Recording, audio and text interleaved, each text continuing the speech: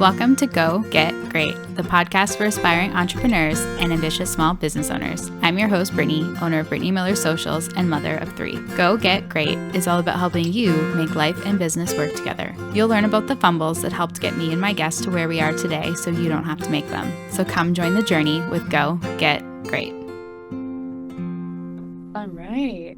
Welcome back to another episode of the Go Get Great podcast. We are recording at my Airbnb today, so I really hope that the audio is okay on our episodes. All right, so aside from that, today I really wanted to talk about the most important metrics for you guys to be watching on social media. I think that there's hopefully a little bit more of an awareness now that monitoring just how many followers you have isn't a good metric to track your business growth and how well your social media is actually supporting your overall business goals. But if that's the primary thing that you are keeping an eye on right now, real quick, the whole reason that you shouldn't do that is because followers can be anywhere, and that doesn't necessarily mean and anywhere and anyone. And that doesn't necessarily mean that they are the right followers for you to have because they may never end up buying from you. So not only do you want followers on social media, but you want specifically your ideal clients to be your followers. So just watching how many followers you have, you could have 100,000 people that are not your ideal clients and are never going to purchase from you. So a really easy to understand this example is if you have like a physical storefront that people have to come and visit, but all of your followers live on like the other side of the world or 4 hours away, chances are they're not coming to your store to purchase from you. So they are not the right followers for you to have. So it's better for you to have none than a whole bunch of people that are never actually going to support your business.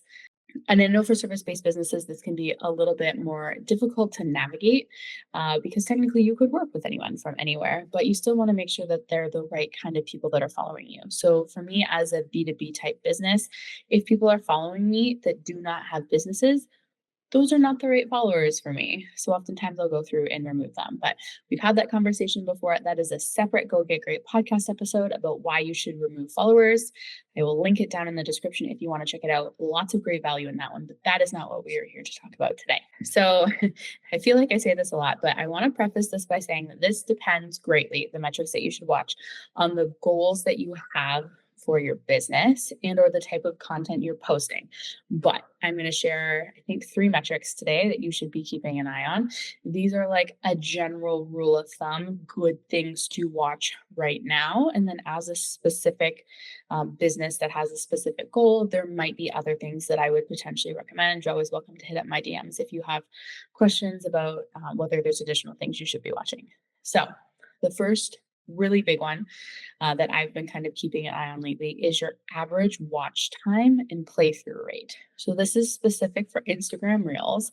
And I would say that the majority of the content you should be posting is Instagram Reels because Instagram Reels really help you with, they can help with different segments, but typically in terms of Instagram marketing, there's attraction. So getting new people to follow you. There's nurturing or awareness. Well, attraction and awareness, I guess, are kind of the same thing. So, attraction and awareness, there's nurturing, and then there's sales. So, nurturing content is more so specifically positioning you as the expert, as the person that has the product that's going to be the solution to the problem someone is facing. And then there's more specifically sales content. So, it's basically attraction, get people to know, and awareness, get people to know who you are, that you exist. Nurturing is then making sure that they understand that you are the specific person that's going to help them solve the problem, not another like business. And then sales is actually being like, okay, now you know me, now you like me, now you trust me, now you need to spend money. And this is how you should do it. So sometimes one piece of content can do a little bit of all 3, but oftentimes you have one piece of content and it has one of those 3 specific goals. So reels are a lot of time your attraction and awareness. They can sometimes be nurturing, but they're more so attraction and awareness. So watching the average watch time and the playthrough rate is really, really important because it's going to help you figure out what attraction and awareness content is performing really well so that you can actually reach a bigger audience. So as also as like a side note to this, Instagram has deemed this to be one of the most important metrics right now in determining what reels get promoted, aka shown to more people. And that's really determined by watch time. They're seeing a drastic decrease in engagement, meaning that people are more passively viewing things. So they're not even liking and commenting as much as they used to. They're not saving or sharing. They're just kind of consuming. And I've seen that in my own Instagram consumption. Um, I'm engaging less with content. Honestly, it just kind of feels exhausting sometimes, and I just don't really know what to say. But I'll go through and like I'll watch things, and sometimes I'll save things to boards. Like Reno ideas has been a big one for me lately. I've got quite quite the saved board collection for that I have to go back through now and figure out what I'm actually going to be like, okay, babe, we're doing this line and what ones I'm not doing in this house. So anyway, watch time means how long people are watching the Instagram reel. So the ideal goal is to get them to have 100% watch time on your videos. And to be fair, you will likely never have 100% watch time because no one is ever going to watch 100% of the video, but you want the majority of the people watching the video to make it all the way to the end and get 100%. So when they make it to the end of the video, that triggers the Instagram algorithm to go, oh my goodness, someone really liked this because they watched the whole thing, especially if it's a longer video. Like if you can get someone to watch like a full 30 or 60-second video of you doing something, that is huge for the Instagram algorithm. And not to say having someone watch 100% of a 10-second video isn't a good thing, it still is. But the longer the video and the better your watch time on it, the more likely Instagram is to show it to multiple people or to more and different people, which is why it works really well for attraction and awareness. So in addition to watching like the general watch time, it doesn't usually give you a percentage, which would be so nice. It usually tells you, so it says watch time and then it says 28 minutes 25 seconds. That is what it tells me, but I think there's here we go. So you want to scroll down. So if you're in your Instagram Insights, if you're watching the YouTube version of this, you'll actually see me showing it on my phone. So it gives you an overview and it does tell you watch time in the overview. So that's where I'm looking at the metric where it tells me how long people have spent watching it. But then the other thing that you want to do is you want to scroll down to under the views over time chart. And I would just like to point out that this reel did better more than 24 hours after it was posted. So don't take things down. Um, Under the chart, there's actually a whole category section that says watch time, and then it tells you how many minutes in this case of watch time you got. But then it also says underneath of it, average watch time. So that was the other metric that I was talking about. Um, and what this means is that that's how long the average person is watching this video. So it's really helpful for you to also know how many seconds the whole reel is so that you can determine mentally like what percentage of the video people are on average watching. And then you can use that to determine kind of at what point during the video people drop off and stop watching. Is there something that you could do there, an additional text hook or visual hook to keep people engaged throughout the video longer? And for the record, the average watch time is 3 seconds. Like I'm going to say industry standard. I don't think this is proven because this is a new metric that Instagram has given us. But on average, what I see as the average watch time for most content, it's about 3 seconds. So in this case, the reel that I'm looking at, the average watch time was 6 seconds. That's higher than average, which is awesome.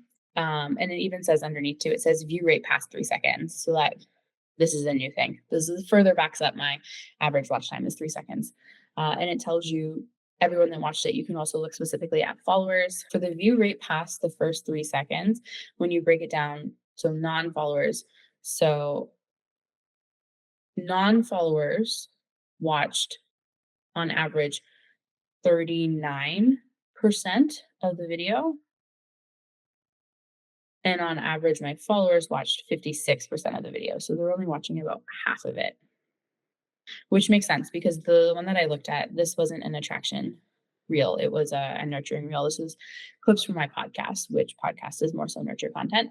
I don't necessarily expect people to make it through all the way through all of the videos. But it's there for the people that are interested in the content and it helps me position myself as an expert. So that's fine.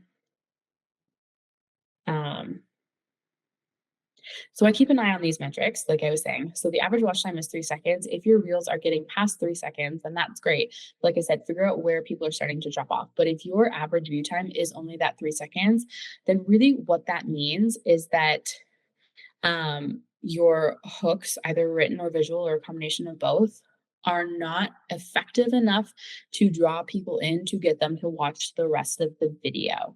So you need to have really strong starts. So they call them hooks or starts to your video to get people to go, oh, okay, I really want to see how this ends. So this is kind of the whole analytics and strategy behind your content plan. And there's a lot of different things you can do. There's lots of content out there that talks about great hooks to use for your reels that are going to make them go viral, et cetera, et cetera. I don't think that every reel needs to go viral. But they are great things to test and try and practice and see what works well in your industry, in your niche for your audience, etc. So that's something that you can start with. Those are usually a lot of people give examples of text hooks. Some people will give examples of visual hooks. If you're like, Brittany, what the heck's the difference? Let me know, and I will record a separate episode about that, probably a YouTube video, so that I can do some different examples and kind of show you what I mean. But basically, what thing are you doing at the beginning of the video that's going to hook them to get them to stay to the end?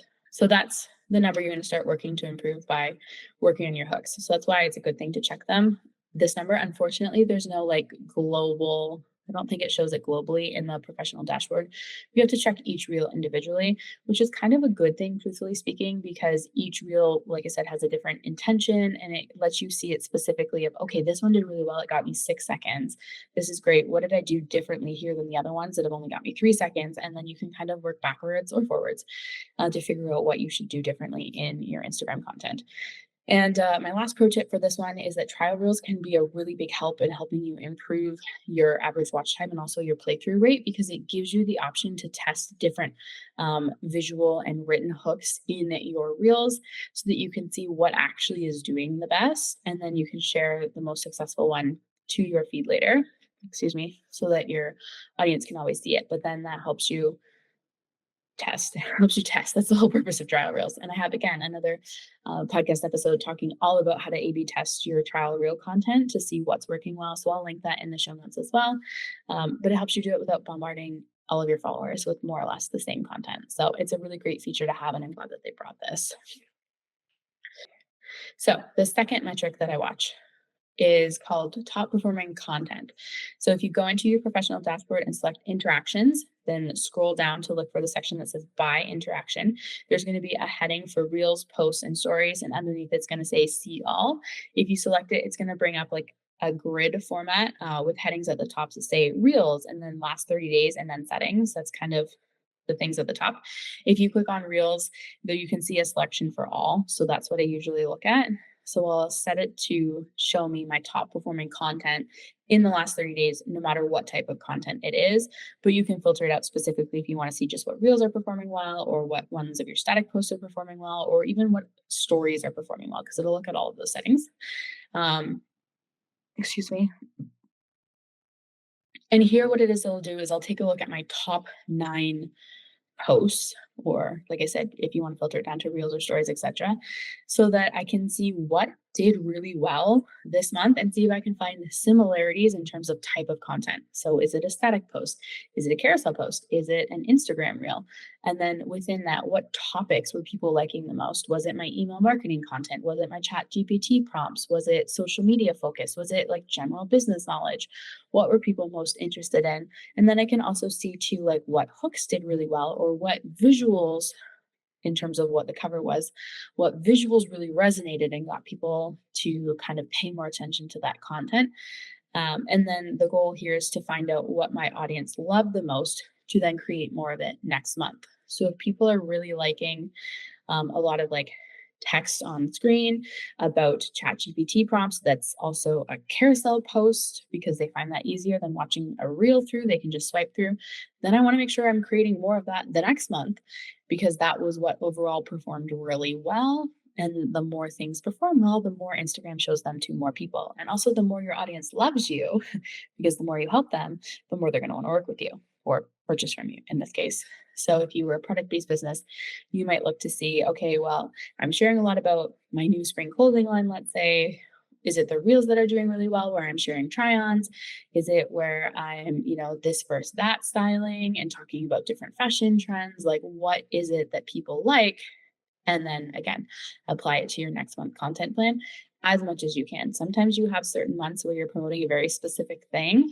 and there's not a lot that you can necessarily translate to in terms of content, you should still be able to transfer things like hooks and visuals, what's resonating that way. But the topic might be different, and that's okay. So another thing that I want to note here is that if you select the settings while you're here, you can also change which top performing content it shows, like I said. And then, but within that, not necessarily like story posts, but you can see it defaults to views, which piece of content got the most views, but you can also see accounts engaged, accounts reached, and follows and shares. So you could go through and check to see, okay, what content is actually getting me the most followers right now, and then replicate that. So if your goals for the next 2 to 3 months is to get more followers, then that metric is going to be more important to you potentially than than views, because reels might get a lot of views, but not necessarily connect you with the right audience, especially if you're still testing out your content to see what lands with your specific ideal clients. So then this way you can see, okay, well, my ideal clients, people that are following me, are really liking this type of content. And it works in reverse too. So let's, for instance, say you had a month where you got a lot of new followers, but you knew they were not the right people. Like, let's say you're a women's fashion store and it was all like men. Might be okay for Mother's Day month because they might be shopping for their spouses. But aside from that, you don't really want men following you because the probability of them purchasing clothes for their partner is minuscule. Most of the guys I met barely buy clothes for themselves. So if you're getting a lot of men following you that month, then you want to go into your analytics and see, okay, what posts were they following me from? This is not hitting my target audience. Let's not do this. How can we change the visual, the hook, et cetera, to connect with my ideal client as women instead? So there's lots of information that you can gain from this. If you are focusing on, like I said, nurture content, you might really want engagement to be the big one for you. Then you would set it to accounts engaged and see which ones got the most engagement. So that's likes, comments, saves, and shares. So it's just a way for you to figure out, to choose your priority and then figure out which content is working really well to help you achieve that goal. And sometimes business owners have multiple goals on social media. It can be a little bit more challenging to figure out what is working well for each of those different goals, but at least in the settings, you can kind of pick and choose and see what works for that. Okay, third and final metric that I think is really important for businesses to check, kind of no matter what type of business you have, is called external link taps. So if you are in your professional dashboard, and I want to note here that you really need a business or creator account to see this, otherwise you're not going to. So if you have a personal account, you need to change that immediately because you probably don't even know what I was just talking about for the last few, because I don't think it tracks either of those things for you unless you have a business or a creator account. But within the professional dashboard, you can look at the bottom of the views section to find this number. And what it tells you is how many people have navigated to your profile and then clicked the link in bio button. So these can also be considered people that liked you enough to want more information about your products, services, freebies, etc. So if you're not getting external link taps, it means one of two things. For starters, maybe you're not using CTAs in your post. If you're not encouraging people to go there, and link in bio is dead, and that's a conversation that I should record for another episode. But if you, I would rather you say visit my link in bio than not include calls to action at all. But I will come back to this in a second. There is something else that's better that you can do. So you might not be using calls to action in your posts, in which case we need to address that immediately. Or the second thing is people don't find your content valuable enough to want more information, so you need to update your content plan. Now, I also want to note here, this is the other piece of what I was just saying. Your external link tap number may be low if you're using integration tools like ManyChats. So I've talked about this briefly, and I'm not going to go too in depth about what ManyChats is, but it's basically like a DM automation. You'll notice in a lot of posts, people are like, comment, blank, keyword, and I will send you blah, blah, blah. That's ManyChats. So if you're using that in your content, you're not sending people to your link in bio. You're having them comment on the post, which for the record is driving up your engagement, which is great. And then they're getting a link in their DMs, which is directly clickable, but wouldn't be considered an external link tap because it didn't come specifically from your link in bio.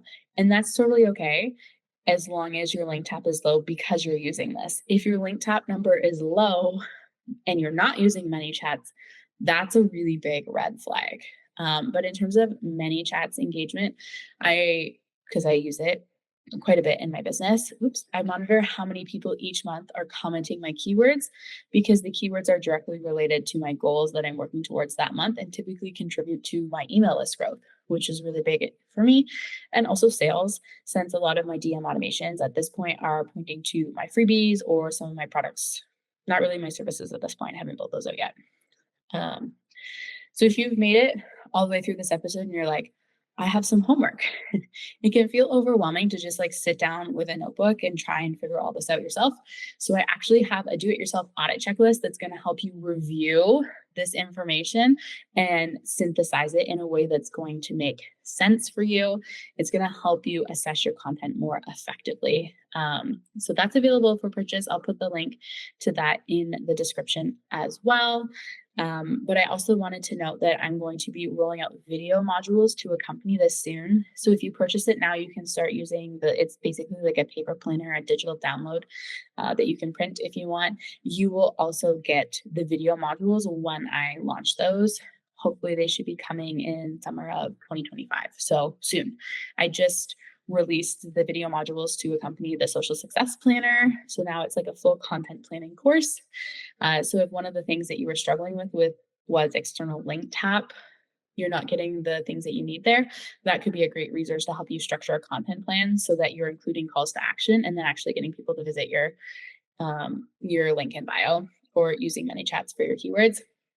But the DIY audit checklist is going to be my next project that I'll be working on. Like I said, creating the video content to support. So it is basically a full training program with a supporting guide to help you actually audit your own content. But you can also hire me to do it if you just would like a professional opinion on how things are going for you. But anyone that purchases the DIY audit checklist now will also get those modules when I roll them out in the future. So great time for you to do that. Price will be much cheaper now than it will be once it has accompanying video content. So thank you guys so much for listening to today's episode of the Go Get Great podcast. Just a really quick summary before we wrap up. The 3 metrics that I think are the most important things for you to watch right now are your average watch time, your top performing content, and your external link taps. So I hope you found this really informative and that I will see you again next week on the Go Get Great podcast. Thank you so much for tuning in to Go Get Great. I hope you found some useful tips and tricks that can help you make life and business work together. If what I said resonates with you, please share it on social media and don't forget to tag at Brittany Miller Socials so that I can celebrate you for taking those first steps towards achieving greatness. Remember, success doesn't happen overnight. It takes dedication, hard work, and a lot of spirit. So don't be afraid to dream big and go after what you want. Keep striving for greatness. You get closer with every step forward, no matter how small they may seem. Until next time, go get great.